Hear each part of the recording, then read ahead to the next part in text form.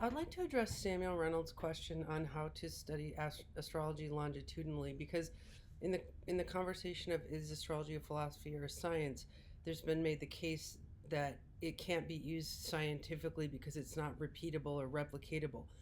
I would make the case that we are studying it incorrectly from a scientific framework to say, let's study depression and then gather 500 depression charts and try to find similarities is not the way to study astrology. It's a study of individuality. What you want to do is study it against itself. Let's say you take a chart that has depression in it. You would isolate the planet that or culprit of depression. Let's say you find a moon Saturn conjunction in Capricorn. Well, then you study that person longitudinally over time to see if depression replicates on transits to the moon Saturn. Now, we want to study them double blind, so that they don't know they're in the transit.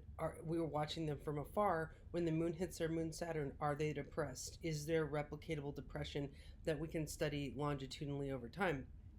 Probably a better way to study astrology longitudinally to prove it scientifically would be to take like a mania aspect. Let's say a moon Mars Pluto conjunction in Scorpio that has violent tendencies. Maybe the person's been a violent offender, you know, and they have flares of violent behavior on transits to their moon Mars Pluto in Scorpio.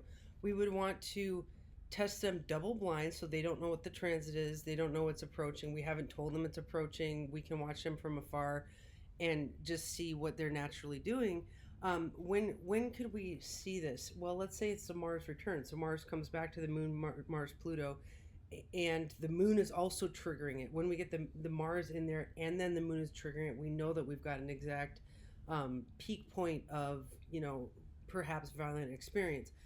We could also look at it during, let's say, the Pluto square, Pluto transit, and then we wait for Mars triggers to it, and then the moon. So Pluto, Mars, moon, trigger. Then we got a moment in history that we can scientifically look at the chart. I think when Sam asked, well, do we use chronocrators? Well, honestly, I don't even know what a chronocrator is. I think that's some maybe Time Lord. Does that mean Time Lord? You know, you know, Vedius Valens never said there is something called a chronocrator. I mean, chronocrator in Greek is Time Lord, basically.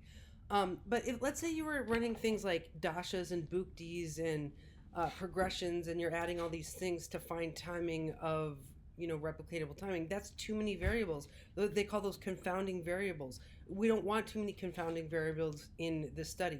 We want it just a pure transit formation, but you got to get a transit that would offer that trigger to that natal aspect. So I think we can study astrology scientifically. Another scientific study was Judith Hill did the 5 charts where she matched them with 5 people double blind, and she did that successfully. That was a well-formed scientific study. So I do think that astrology can be studied scientifically. We do need to develop the right tools. I mean, you could develop a tool that measures chakras and output of chakras, and then study charts, to see how the chakras change under transits to certain aspects in the natal chart. Now, of course, we wouldn't want to study meandering, charts in this way because there's not a lot of oomph, but we want to study natal charts that have explosive tendencies or really exact aspects or something like that where we can see the science in action. So we would have to think about our research study and do something worthwhile, but I absolutely think this is possible. All right, thanks.